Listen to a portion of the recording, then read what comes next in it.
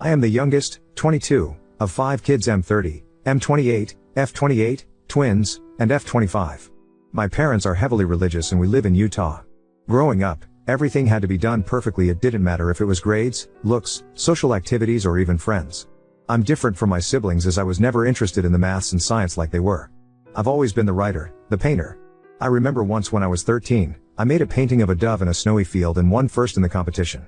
I told my parents, who got angry that I had wasted my time with something so worthless when I should have been using the time to study. I still had A's in every class. My mother won't even say more than a few words to me. She's always seems like she hates me and I don't understand. Father burned the painting to remind me of what was truly important before taking all of my art supplies until I showed more responsibility with my time. It's been like this as long as I can remember. I work full-time, and have since I was 15 at McDonald's, dashing every bit of money I could. Father took half my checks as tithing to help teach me what being an adult was like. I applied to several colleges but was told by my parents that they would not be helping me with tuition as they did for my siblings because they thought sending me to college would just be a waste of money. So I got angry. I am so tired of being the black sheep just because I like the arts more than maths and science. And then, I heard them talking when I got up in the middle of the night about the perfect man they'd found who is willing to take me in. Through our church. I am terrified, and so I'm leaving. I've got some money saved up, a good amount, and I'm leaving the country. I found a job that lets me work remote doing freelance design work, and I've had my passport since I was a kid because of our family. Why vacations overseas? I'm taking nothing other than a change of clothes, my laptop, and important documents I took out of my father's office. I booked a flight that leaves in 5 hours and I'm never coming back. I'm not even going to take my phone since I'd need to get a new number anyway. My best friend, God bless her, had been the one booking things and getting everything ready since I couldn't tip off my parents. She's also smuggled some of my more important things I can't take to hold on to for me. She's parking down the street and I'll leave with my smallest suitcase to meet her. I don't know how they'll take this. I'm terrified they'll find a way to drag me back, or track me down. Update 1. Other than my friend, no one else knew about all of this. I thought I'd explain something before telling everything that's happened. So I did think about the police, but my uncle is a sheriff and is still very close with my father. I didn't dare go to them for anything because I fear they would have just told my father. The church is widespread and mainstream, LDS, but I hope that my father wouldn't be able to pull enough strings in it to get to me. My siblings are also involved with the church and my parents, though only I was forced to live at home until I had a husband to support me. I don't get along with them as they've never seen anything wrong with how my parents treat me. My friend is completely amazing, she really is. She was ready and waiting for me when I crawled out through my window to meet her even though it was 3 in the morning. She bought my tickets to South Africa. I am in a hotel room. I landed only 2 hours ago after several layovers. Each time I was so worried that customs would decline or deny me entrance, but they didn't. I haven't slept yet, too wired up and twitchy. My hope is to gain citizenship, and I'm almost fluent in Zulu as I've always been a fan of languages. I already have an email from my father, but I haven't opened it yet. One thing my friend did when I met her in the car was that she'd bought another small suitcase and made me move my things to it before chucking my old one in a dumpster behind Taco Bell. She was worried they may have put a tracker or air tag in the lining of my old one. I was afraid I'd see someone I knew at the airport, but Salt Lake International is massive and I didn't run across anyone. I haven't decided if I should renounce my US citizenship when I gain my new one. Once my brain settles a bit, I'm going to start looking into apartments to get out of the hotel. Oh, that's unsettling. I now have emails from my siblings and uncle. I'll try to update in a few days when I've calmed down and figured out where I'm going to go from here. Update 2. So, I was advised to remove the location destination from my post, so all I will say is that I'm in South Africa right now and it's amazing. The food is astonishing, and a poster here messaged me to recommend that I try bunny chow, which is actual authentic curry in a bread bowl. It was phenomenal. I got to chatting with one of the hotel staff. She's about my age and we really hit it off. She went with me to a local shopping center to get some new and better clothes. At least I'm used to wearing dresses, so that doesn't faze me, and they're very lightweight and breathable unlike a lot of US dress fabrics. She also told me to always shake out my shoes every morning just in case. I've started apartment hunting, and it's well within my budget, like super low compared to how sky high it is in the US. It's honestly jaw-dropping. Like $81 for a studio apartment with a loft and kitchenette. So yeah, housing won't be an issue, and it is a bit odd to be house shopping for myself when I've always lived with my parents. Now on to the less pleasant bits. I finally opened the emails, deciding it was best to probably get it over with. My father's email was filled with anger. There is no other way to put it. He said that by taking off responsibly like I did, cost them the friendship of someone they'd planned on introducing to me. He never admitted that it was the 53-year-old they'd basically sold me to. Father stated that because of the social relations that had been damaged and impacted by my actions, I owe them approximately $85,000 in reparations. He also claims that he will be taking me to court if I don't pay it in full within 30 days and return home, as I obviously cannot be trusted. I plan to ignore that, as I believe him to be bluffing. He ended his email/rant with "You belong to me, and I won't tolerate such defiance when we've put a roof over your head and taken care of you for your entire life. You were never the child we expected. It's time you make up for your deficiencies. I expect you home within the next 2 weeks." Yeah. No. My siblings were basically copies of my father's email, admonishing me for throwing the efforts of our parents in their faces before running off like a coward, unwilling to face the fallout of my actions. I skimmed them honestly, before just deleting them. It's nothing I didn't expect. However, my sister-in-law, she's married to my eldest brother, sent her own email before asking me not to reply, as she would be deleting every sign she sent it from her end. She congratulated me on stepping out on my own and getting away from my parents and their demands. She said that she herself hadn't been strong-willed enough to stand up to her parents when they basically betrothed her to my brother. Which makes sense, as I remember that they met and then married within 6 months, and even then I thought that was a bit strange. She pleaded with me not to return, and not to reply. That was it. It was a bit unnerving, honestly, as I do believe her, and I'm sad that she is stuck the way she is. The last email was from my best friend. She said that the morning after I flew out, my parents had been on their doorstep demanding to see me. Apparently they believed I was hiding with her. They refused to leave, screaming for me to stop pretending I wasn't there. It caused enough of a scene that the police were called, but they only talked to my parents briefly and let them leave. It really angered my friend, who'd wanted them arrested for threats and trespassing. The police only claimed that there wasn't a pattern of behavior that would warrant them being arrested and charged. Before just leaving. She didn't know when they realized I wasn't there at her house, but they didn't come back, thankfully. However, word has spread of me fleeing the safety of my parents' home and how they wanted me to return, as they were concerned and fearful of what may happen with me out on the streets alone. The church ward has actually done searches of the area trying to find me. I don't know what they'll do from here, but they have no idea I left the country, let alone the state. My friend has no plans to say anything, and neither do I. As far as I'm concerned right now, they can live with that state of wondering for the rest of eternity. I don't think I will renounce my US citizenship, as there may come a day when I need it, and it's better to be safe than sorry. But I have full plans to gain dual citizenship as soon as I am able to. That's it for now, no other parts yet, but if anything changes I'll let you know. I want to thank you all for your comments and private messages. It feels like I've got friends and family on my side, and I cannot tell you how much that means to me. Update 3. Ironically, my use of maths instead of just math comes from my mother, who is British and met my father in England when they were 22. So I do come by it naturally, and my siblings say it that way as well. I thank you for drawing my attention to the TT videos broadcasting my story, though why they changed the name I don't know. I did report them, but we'll have to see if they ever pull the videos down or at least edit them. Second is people questioning why I chose South Africa, CA and Johannesburg of all places because of how dangerous it can be. I do understand the risks, but there is nowhere on this planet that is inherently danger-free. Africa is massive and incredibly diverse. Finding someone would be very difficult, and because those videos got so much attention I have left Johannesburg sadly. I'm very far though, obviously still in Africa. The area I'm in now is incredibly safe, and came highly recommended by several people. Settling here will be very comfortable and the people are wonderful. I may even attend the university here and get a degree. I haven't replied to the emails, but I have saved them and printed copies and laminating them just in case. I will not be renouncing my US citizenship, and my passport is good for another 8 years. I don't hate religion, regardless of what it is. In my eyes, a person's relationship with God is incredibly personal. If a person connects with him via camping, or walks, long drives, listening to music, acts of service, that's their choice, and it's just as valid in my opinion as sitting in a pew is. Possibly more, as they're honest with themselves instead of just putting on a false facade for the public eye. I plan on ignoring any further emails from my family, other than printing them out just in case. They've made several phone calls to my friend who's had fun with them. The first time your father called yelling that I hand you over, I pretended to be cowed and gave him your location. It took him to a strip club. He came back screaming at how I had embarrassed him. I just hung up on him honestly. She did that each time they called, giving a different location each time. Her favorite was sending my parents to a nudist retreat. My mother passed out apparently. My friend is looking to move and eventually plans to join me, but will jump around a bit so that they don't follow her to me. I did finally read my uncle's email, but it was just a copy of my father's with the added comment that he and his fellow cops would be looking for me to bring me home safe before I got myself in trouble and hurt. I am being watchful, and I know better than to wander into dark alleyways and abandoned places. That's all I've got for now. If anything changes I'll let you all know. It's heartwarming seeing and reading how many people are on my side and in my corner. I've actually begun printing out everyone's messages and comments to put in a binder I can look back on later. Truly, thank you all, I mean it. Your friend amuses me with her petty, spiteful creativity.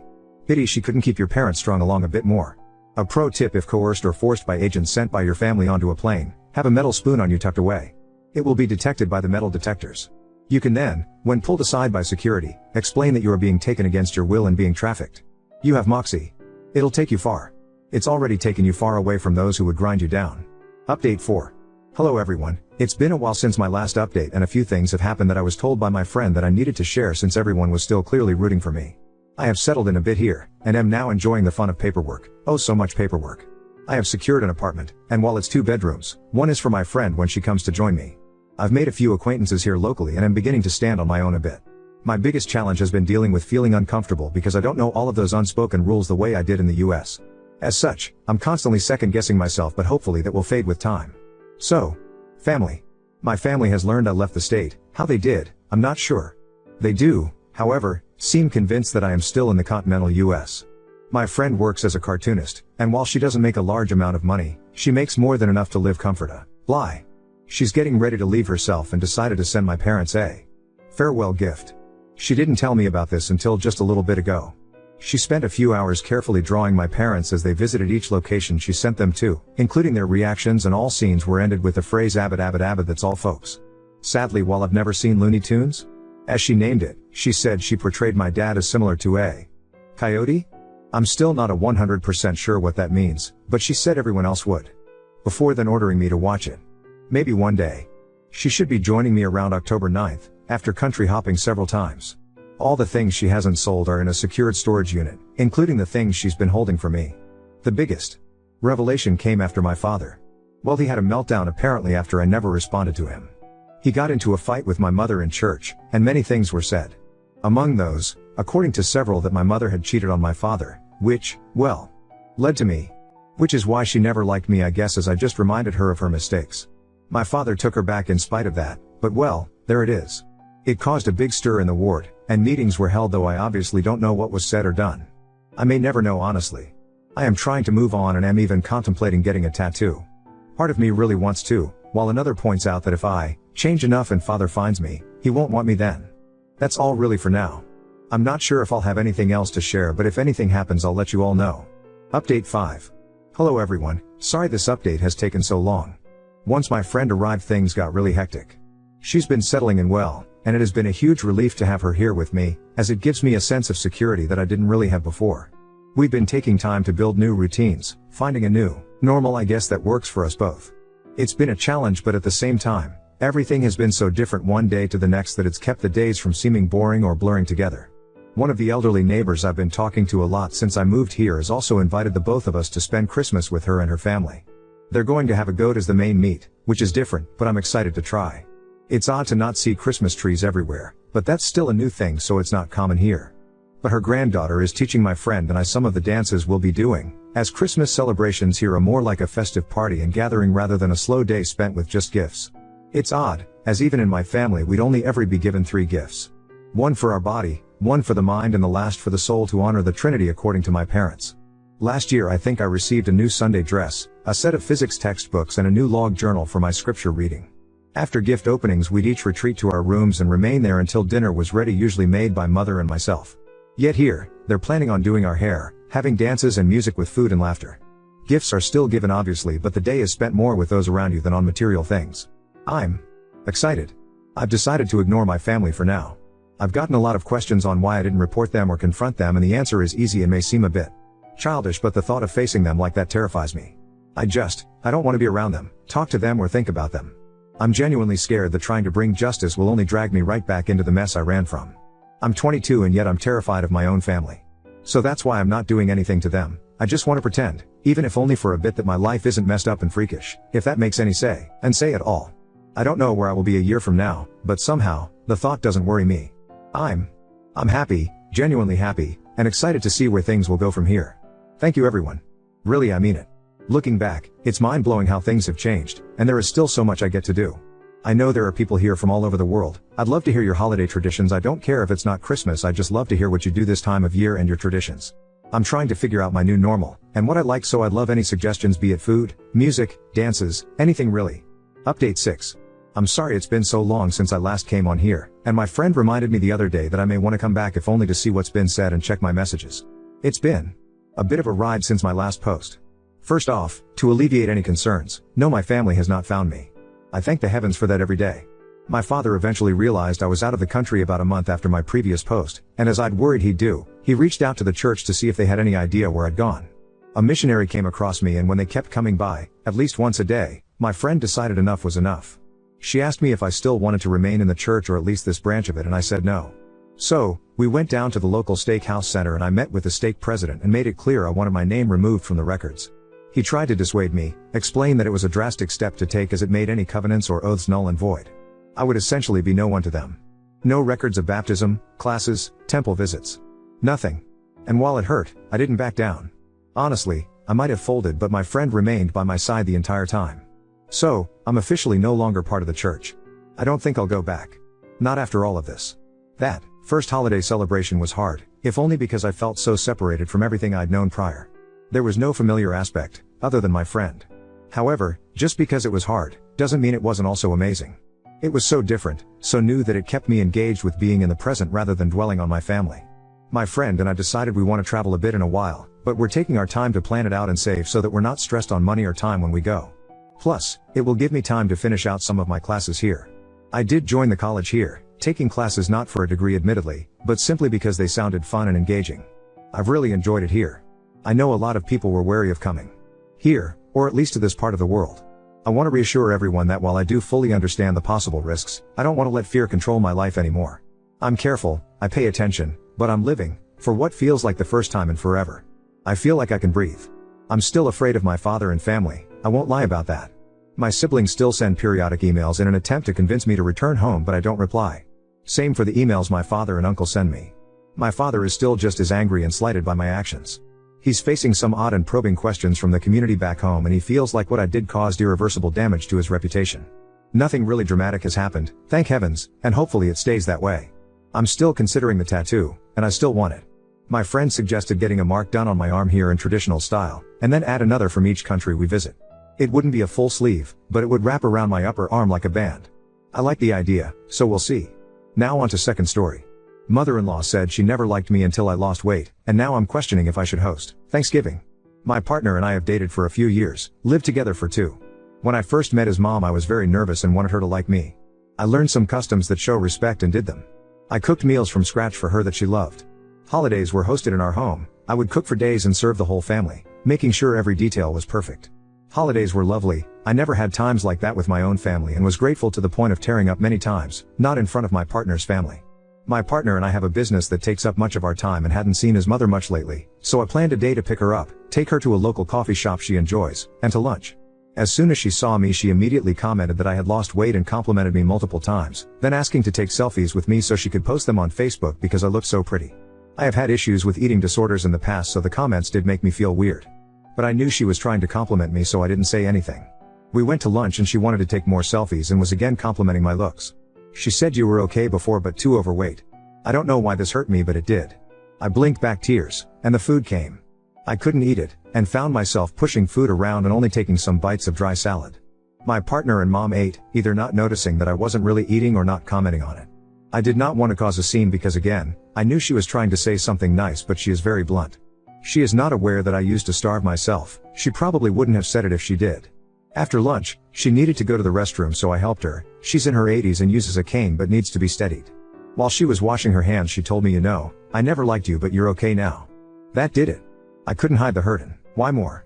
I teared up and stammered awkwardly that her son would be right back to help her walk to the table. I went to the table and quietly told my partner I would take an Uber home, that I was upset about something his mom said, but I would see him at home. His mom tried to call me, but I decided not to answer. I guess the reason I'm feeling so upset is that I'm feeling like I'm only worth something if I'm thinner. I also thought she always liked me. She acted like she did. Now it all feels fake. I don't want to host Thanksgiving anymore. Why should I kill myself cooking for days for someone who only really liked me when I lost a few pounds? My partner thinks I'm overreacting and I misunderstood her. He said it's normal for Mills to not like Dills at first because we take away their sons. But I didn't take him away. He is the one who hasn't made an effort to spend much time with her. Every time we have seen her is because I organized it. But she's old, she's a blunt Asian mom, and she doesn't know I had eating disorders. So am I the asshole for wanting to cancel Thanksgiving? Should I just forgive her and suck it up so the family has a nice Thanksgiving together? Update 1. She indeed did not mean to hurt my feelings or say anything with bad intentions. She really thought she was just complimenting me. She was very sorry for hurting me and wants to move on. She says she accepts me and loves me. Honestly, I've had a rough couple of months with unrelated issues, and I think her comments yesterday were just the straw that broke the camel's back. My boyfriend did get defensive when we talked about what happened, but he agreed to back me up if it happens again and talk to her about not mentioning my weight. He also supports me correcting her or letting her know if she's being rude in the future. As far as Thanksgiving, I decided that the family being together is more important than my hurt feelings. I do enjoy making it nice for everyone. We don't know how many years she might have left, and I think I can let this incident go for now. I'm not confident that she will change, but I can probably handle anything for a couple days a year.